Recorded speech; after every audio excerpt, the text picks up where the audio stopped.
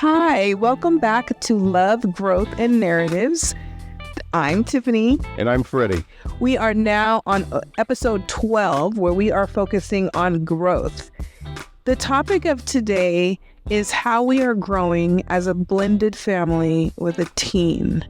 And, Freddie and I have talked about this, before, that we've been together almost 3 years in October. And so we're going to talk about how we've grown in these last 3 years, individually and together. We have a very special guest, Joseph. Would you like to say hello? Hi. And Joseph is a 16-year-old who will be joining us today to give his feedback as well in how he has grown in this new endeavor that we are taking on. But before we get too much into the conversation, Tiffany, did you want to do some housekeeping? Sure. We want to say thank you once again for listening, following, liking, subscribing. Our numbers are going up. We really appreciate it. Please continue to do that. We even saw some feedback that we had missed from some weeks back, so we appreciate it. Please continue to leave messages, and please continue to share our podcast with your family and friends. Listen to it on long commutes, on an airplane ride, on your jog, your walk, get that time in to listen to it. I promise you'll take something away from it. So as we dive into the conversation, we wanted to reintroduce Joseph. Joseph, you want to tell us something about yourself? Well, as you heard from Tiffany, I am 16 years old. I'm in 10th grade. And yeah, I'm doing well. I'm happy for now.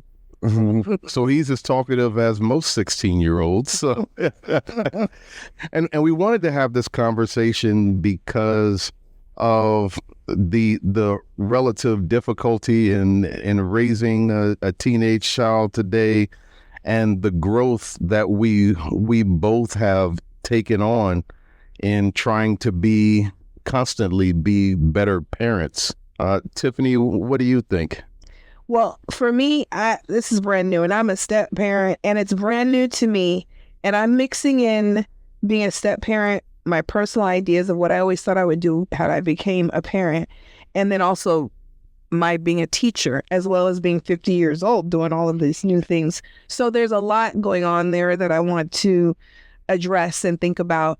A lot that I've grown since the beginning, since I stepped into this role. There's been a lot of change, a lot of growth, a lot of things that areas I still need to grow in. I'm happy to be in this role. This is new and exciting, and I always wanted to do this in some capacity. I never knew it was going to look quite like this. Yeah, it's interesting because Joseph is actually my third child. He is, of course, the youngest. And the thing about raising children is all three of them are totally different. And so I was unable to really use what I learned from the older two with Joseph, because he is definitely a different breed. So Joseph, in terms of, let's think about just how you've grown from, say, middle school, 7th, 8th grade, up until now. How do you feel like you've grown? Honestly, I don't know. I just feel like that I'm nicer. I'm more mature, and I understand why most adults act the way they do. Even when I don't really like what they're doing, I understand why they're doing it. And even though I have some of the same qualities that I used to have, I feel like a lot of the bad qualities have washed away over time. So, yeah, that's how I feel. What do you think contributed to that change?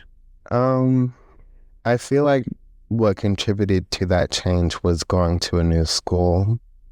I feel like learning, getting to know new friends and learning new things about people can really help you find new things about yourself and unlock a new side of you that maybe you haven't seen before. And what has been the difficulty of going from middle school and high school, where the kids that you were with before matriculated to schools that you're not at right now?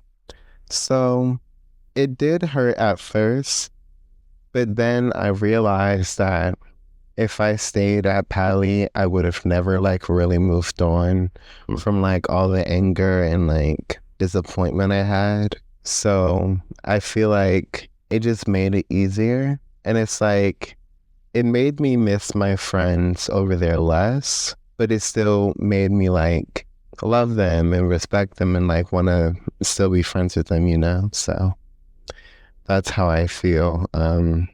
No, sorry. That's what I feel what high school did for me. It helped me just kind of like forget about the other people that didn't really like serve me in the right way or protect me when I needed them to. So, yeah. So the other piece of that, not just going from middle school to high school, but going from being a freshman where you're like the brand new kid at the school to being a sophomore. Do you feel like you're more comfortable now at the school? I feel like, yeah, I'm more comfortable, but I feel like there's not really much to be uncomfortable about. It's just certain awkward situations that make you feel like, ooh, I want to walk away fast, or, ooh, I don't want to see that person ever again, you know? So. I wanted to just go back for a second and say how mature I thought your response was. Yes. To that first question, moving from middle school to high school. Like we didn't pre-talk about this. No, we right? We just kind of threw out what we were going to cover, but I thought what you said was just really well thought out and very, very mature, extremely mature. So I see the growth just sitting here, in what you said. Thank you for sharing that. I want to ask you. So you went on a trip you went on a couple trips this summer, one of which was to Europe. So you were in Europe without us, without supervision, on your own. Basically, you had, freedom of a bank account somewhat. Yes. How was that whole experience being there without us, on your own and so far away? It was fun because if I'm being honest, I miss Delphine the most. That's our dog. And it was just fun being there, except like just between us, podcast feel. My French teacher was like super rude and like really mean and annoying, but it's okay. It's okay. Speak up. Speak into the microphone. It's okay. So he was just like aggressive most of the time and like being mean to me and like a few others. And like it kind of like ruined the trip, but other than that, it was like fun. And I got to see a lot of places and things. And I feel like going on that trip really helped me get somewhat out of my comfort zone. Awesome. And because at first I really did not want to go. I remember. Yes. Because when my French teacher first told us about the field trip, I hid the paper for like 2 weeks because I was like, if they find this, I'm going to have to go. Yep. I really don't. Exactly. Then Mr. came on and like told them about it then. And we were excited. Yeah. Yeah. And we knew that it was something that we were going to have to do. And after all that, aren't you glad that you went? Mm-hmm. Yes. Yeah. But if I'm being honest, I thought the food would be better. Might just be the places you went because Italian food is awesome. Yeah. Okay, that, I'm glad that you went. I think it was great that you went and you got to, you had to kind of follow another routine, like you said, that's something that you're not used to doing. Meet new people, see what it's like across the world, see what another culture is like without us, problem solve without us. I thought that definitely had to problem solve without us. Yeah, I thought that was really powerful. Mm-hmm. And I think you grew a good bit just in that couple of weeks. Do you feel like you did grow?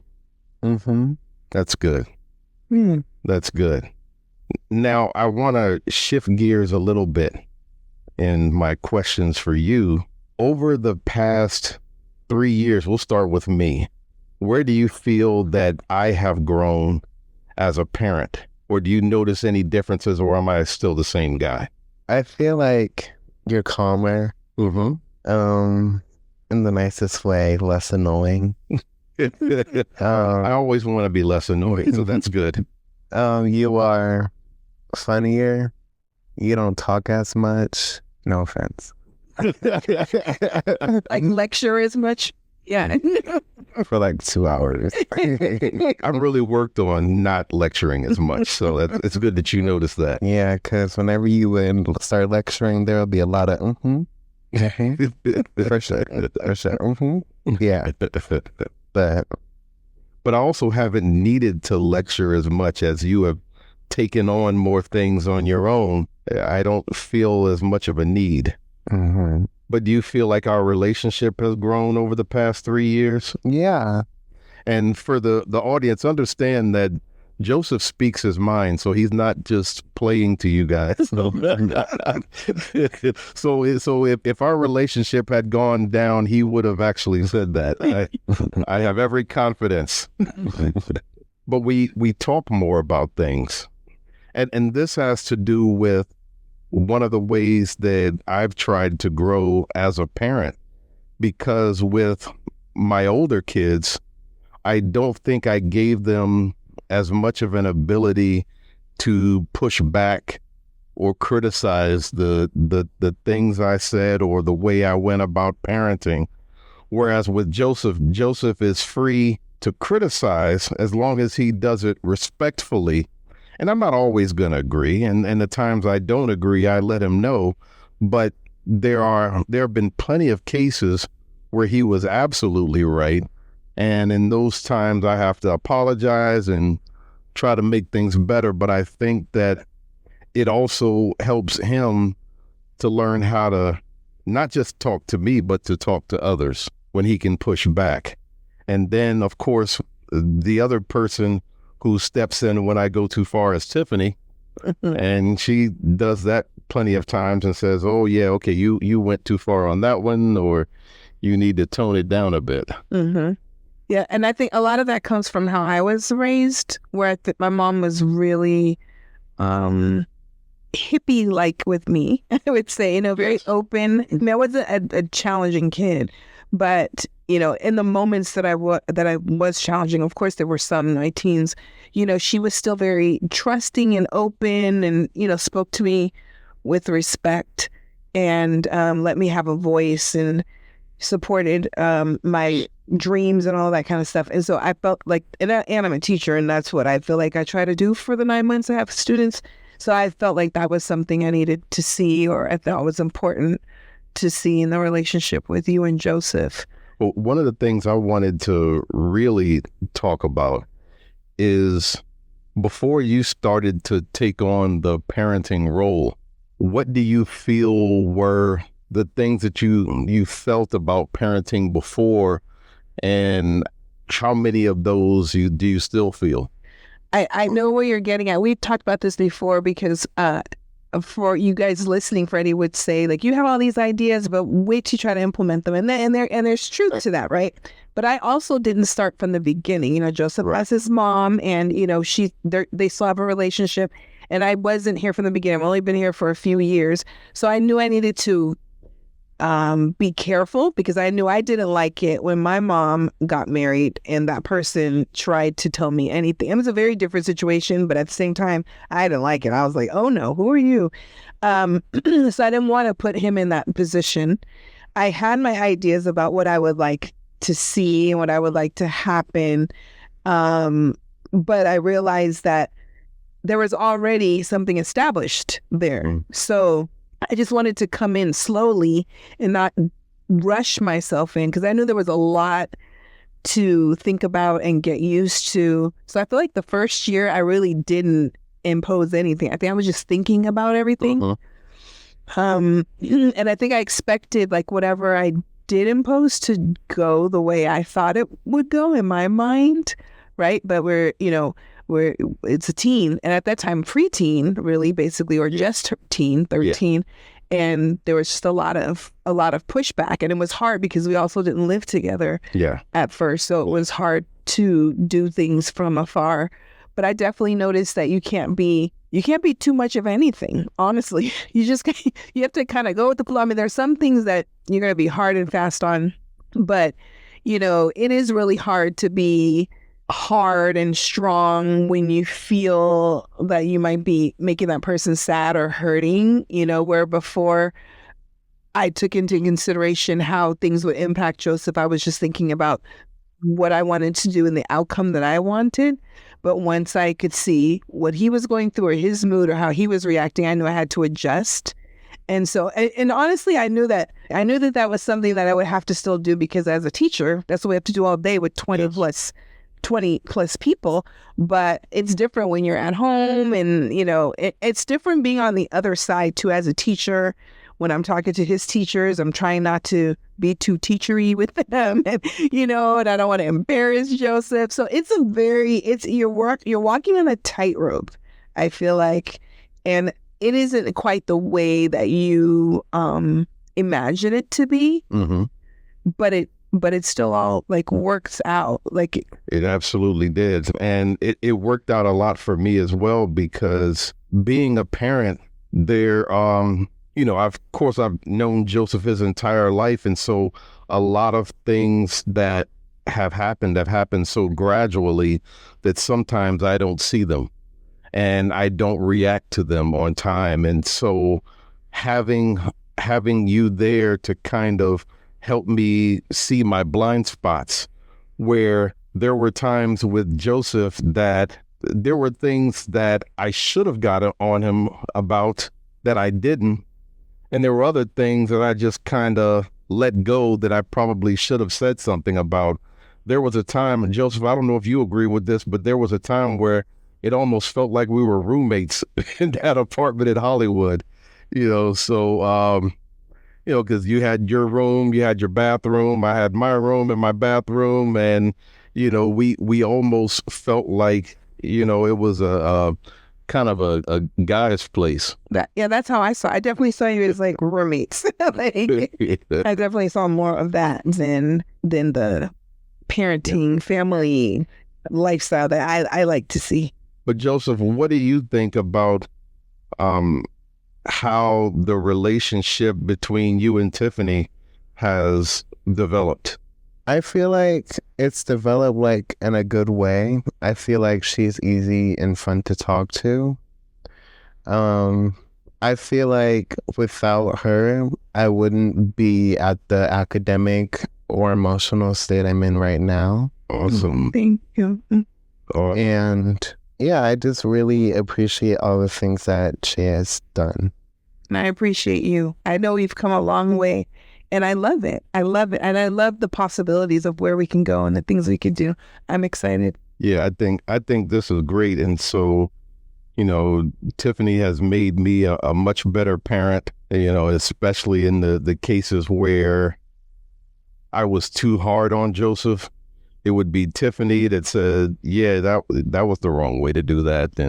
And so then I'm going back to apologize to my son for not being as considerate as I could be.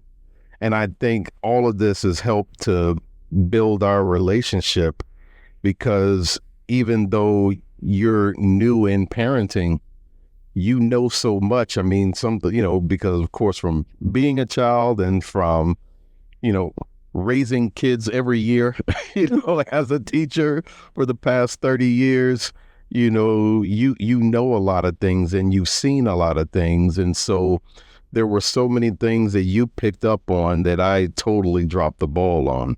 Well, I want to say kudos to you, because you listen, like you're open, right? Somebody could be like, that's my kid, don't tell me what to do, right? I know that there's a lot of people who experience that. Yes. And you don't even have kids. I've had parents tell me that, you don't have kids, you don't know. And there are certain things I don't know and I will not know, right? But, if I'm saying something that's makes sense, right, then, but I appreciate you being open to listen to it. And I appreciate Joseph being open to receiving you, trying to change and, working on the relationship between the two of you. Well, one of the things I learned being a parent, because I've also been a step parent as well, is that I just don't totally know what I'm doing. So when someone is critical of my parenting, I do listen. I may not always agree, but I'm definitely going to listen and take that feedback and see if there's any value there. And you have brought a lot of value in terms of helping me to become a better parent, because all of these kids are different. I mean, he is so different from his older brother and his older sister. And it's just, it's starting all over again for high school. Right. Yeah. High school is a challenge. If we think back to when we were in high school, right, we have to have a little grace. And the idea that this is a completely different space and time. Some things will never change, right? But some things are very different. We're in the age of social media to having constant, access to the world and the world having constant access to us. And maybe kids in some instances, not doing as many things that they usually would do prior to social media and having a phone, having a computer basically in their pocket at all times. So, Joseph, what do you think is the most challenging part about being a teenager these days? Honestly, I feel like the most challenging part about being a teenager is grades and the thought about your future and what your plan is. Because so what is it about the grades? Let me see them. So for the grades, a lot of kids have been like failing and doing like bad. And it's like they feel like they don't understand what they're learning and they feel like they're not feeling heard by their teacher. And there's not much you can really do with that. Like my teacher, I feel like a lot of the things that we say like just like rolls off her shoulder because she just like tells us to shut up. It just like writes on the board and does like copy that down and like tries to explain it, but I'm like, you can't really like go that fast and be like, oh, here's a new thing, because we were like learning completely different things like every day, and I'm like, please slow down. We can barely even read your handwriting on the like board. So do you feel that part of the issue is not being considered, not being heard by adults or by teachers and stuff like that? No, I feel like the issue is that teachers, they're so used to teaching what they're teaching you that they forget that you're also new to it. So they're like going like, oh, do this, do that, do this and that. Like we're their honors class when we're not. And it's like, I feel like since it's the second week of school, she would at least be like going a bit slow, because on the second day we had a test, which was really stupid. And I finished the test. I was like the first one to finish it. And she didn't even give us credit for it. Wow. I will say, as a teacher, and I know this is really hard, as an area of growth for students, is that you have to talk to the teacher and tell them how you're feeling. And for me, I mean, I teach the littles, right? So they're 7 and 8, and I actually tell them, and they still are scared to do it, but I have to keep reminding them and giving them opportunities to do this, that if I'm speaking too fast, or if I spoke to you in a way you don't like, or I said something you didn't like, whatever it is, you have to be honest and tell me. And I've told them that. And I've had a few students do that and tell me like, the way you correct my writing, you make me feel like I don't know how to write at all. Like, I've had like little kids tell me that.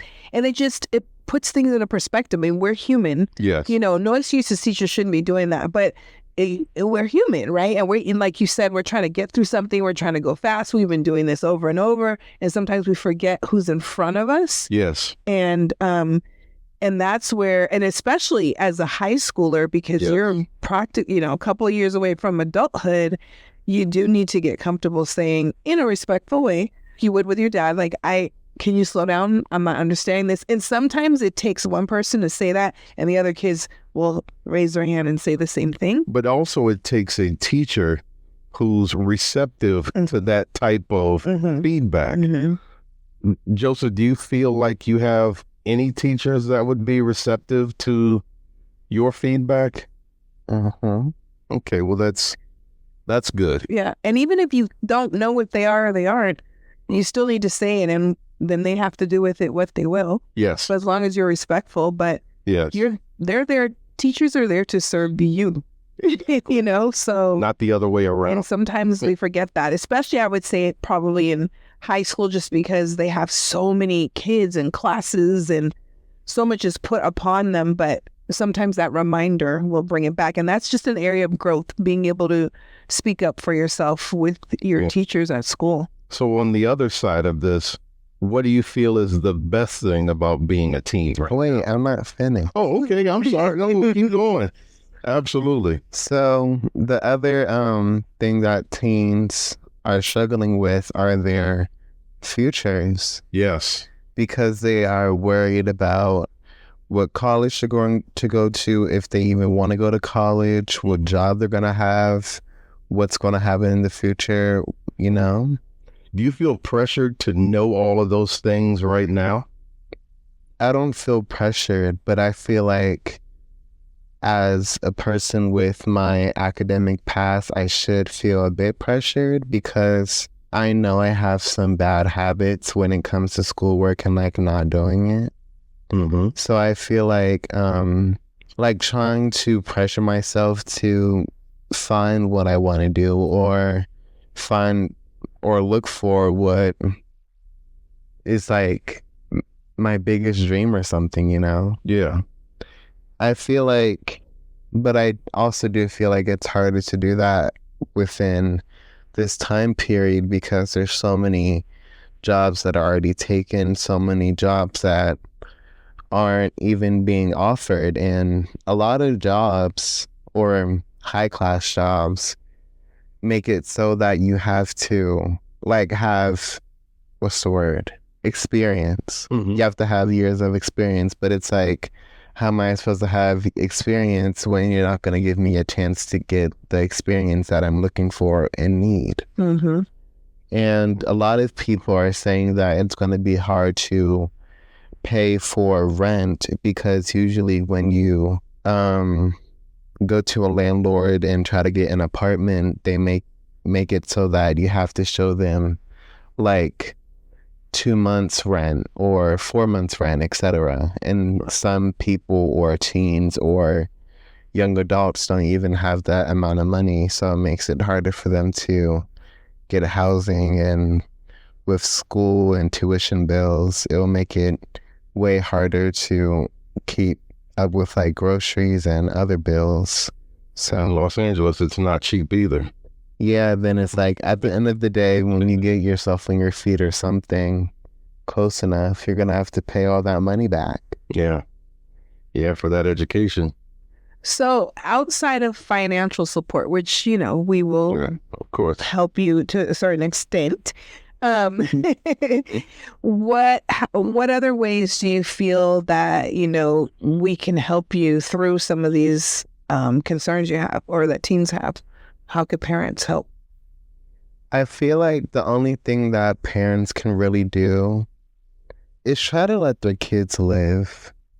Because, if you keep them at home boxed up in a cage, all you're doing is hindering their soul, their joy, their passion, their spirit. Mm-hmm. That's all you're doing. Even though you're worried about them, it doesn't mean that you should always protect them every moment of every minute of every day. I agree with you, and I think that's very important. It is so difficult still, even when a parent knows they need to do that, it's still difficult to do. Mm-hmm. And so but I absolutely agree with you that that's necessary. It's just, it's still difficult to do. It is, which kind of goes into the part we were saying about, do we jump in and help, or do we let you go and, make mistakes? Of course we let you go make mistakes, and of course we jump in and help, but when do you do what and how? I feel like you should let them make mistakes to a certain point. Right. I feel like if the good things that they do are more than the mistakes they make, Mm-hmm. I feel like I would be okay, so what if they got a bad score on this test. Mm-hmm. They're still passing English, they're still passing science, they're still passing all these other classes or doing something else that is still contributing to their education or their growth. I feel like most parents should realize that not all children, teens, or young adults know what they're like doing. Mm-hmm. And not all of us know what type of treatment we want. But we all deserve like a good starting point, you know? Yeah. I absolutely agree. I mean, one of the things as a parent that's difficult is it goes along with what you're saying, is that we want you to make mistakes. We want you to make mistakes that aren't going to ruin you for life. Right. But we do want you to be able to go out there and learn those lessons. And one of the hardest parts, and you as a teen probably have a similar difficulty, is there are times when we probably want you to be a little bit more mature than you should be. And then there's other times where we probably hold you back and don't allow you to grow as much. And so, and what I imagine as a teenager as well, you have a situation where sometimes you want to say, hey, I'm a kid, help me out here. And then other times you want to say, well, I'm almost grown. I want to be treated that way. What do you think about that? I just feel like every person, adult or not, should have some type of freedom. And I feel like the freedom should grow and strengthen over time. And I feel like the trust between the child and that parent and the parents should grow over time. Because I feel like if you educate your child or let them know or even just like check in, Mm-hmm. it'll really help you understand the way to move forward and understand what they're feeling and kind of what they're going through. And maybe if you're that type of parent, it'll make you trust them more and be like, okay, I know you're going to do this stuff, but here are the rules, Mm.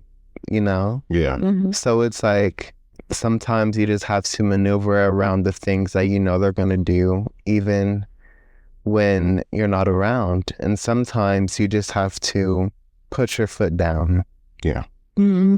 Well, I think one of the difficulties, and I know Tiffany feels this way, is sometimes it's not about trusting you or having confidence in you. Sometimes it's about the world that you're walking into that we're worried about, and so we could have the ultimate confidence and trust in you, but not necessarily trust the world that you're walking into. Does that make sense? Yes, but in counter of that, there are also devices. There are many ways to be reached. There are many ways to be found or seen or contacted. And there are many ways to go get your child or pick them up or get an Uber or do something. Call the police. Yeah. Easy. 911. Mm-hmm. There are many ways for you to protect your child, but there are not many ways to protect your child from depression and being alone and feeling like an outsider to everyone else. Yeah. Because when teens or kids see other people doing something that they're not, Mm-hmm. eventually they'll be like, damn, why am I not doing this? Mm-hmm. Where's my love? Where's my cup of tea? Mm-hmm. Where's my toy? You know? Yeah. And I feel like when parents hold their kids back, Mm-hmm. yes, you do save them from some type of devastation or some type of hurt or loss or something. But you also hinder their emotional state. Yes. You also hinder their friendships. Yes. You also make them feel less than. Because when people are going around town with their friends down Beverly Hills. They're just gonna be like walking and having fun, but your child is at home like alone, or they're somewhere studying or doing something that is boring and unfun and soul sucking. Wow. Don't want to be a soul sucker. Do not. No. Well, I hope we want you to go out and do things and experience things and hang out and have a part-time job and have fun and make safe mistakes and all of that stuff. Yes. We definitely want you to experience that. I mean, that's what I experienced growing up, so I wouldn't want anything less for you. Yes, it's scary out there. I'm afraid when I'm out there myself, but I know at the same time we have to, we know that the world, most of the time, everyone is safe. Most people are safe most of the time. Yes. And so we have to keep that in perspective, me in particular. Yeah. So real quick, what are some of the good things about being a teenager? I would say the friendships and the feeling of being young and free, and like not always having to go somewhere or drive or be ordered around.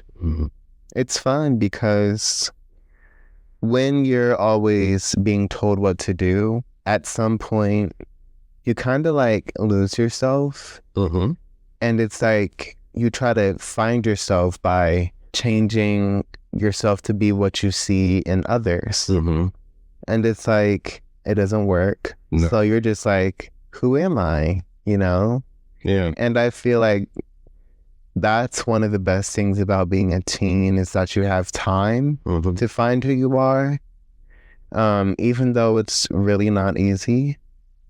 And I feel like I feel like being a teenager can be sweet as candy and bitter as lemons or limes. But do you feel like you've grown in the way you treat your friends and the way you carry out your friendships? Yeah, because I used to think that like friends were just like recyclable. Wow. Well, and some way they kind of. But now I feel like friends are like temporary, yes, but some will last. And the friends that are temporary leave a gift or a message or just a lesson behind. And I feel like it's really important to allow yourself to be open to those crazy, wild, weird experiences that may get you in trouble, because it might just fill you more. Yeah. It might just make it worth living. Wow. Yeah. Yeah. This has been awesome. Like, I'm enjoying listening to you. I think I get to hear you more now than if we weren't doing the podcast. So I'm loving it. Exactly. You should consider a career in the podcast industry. Yeah. I mean, I really think that, with your personality and everything, you could probably help a lot of teens with some of the difficulties that they deal with right now. So that's awesome. But I tell you, I think it's about time for us to start wrapping this up. I think so. Joseph, thank you so much. My 16-year-old son, I really appreciate your growth, and I appreciate how you've pushed me to grow. And so we're all trying to figure this out. Tiffany has made me 1,000 times better parent than I was before. I was going through my own things, and I wasn't seeing a lot.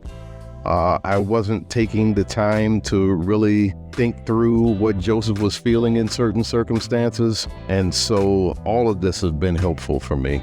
And for me as well, because I think I'm learning patience and learning to take in other people's perspectives as an only child and a person who has never lived with anyone. And really, it was just my mom and I for the most part, growing up, haven't had to consider a lot of people's perspectives, and share my space and my things. And so that's a new fun endeavor for me. It's not always easy, but I think it's a lot easier than I thought it would be. Yeah. I would say that. So Joseph, do you have any final words before we close out here?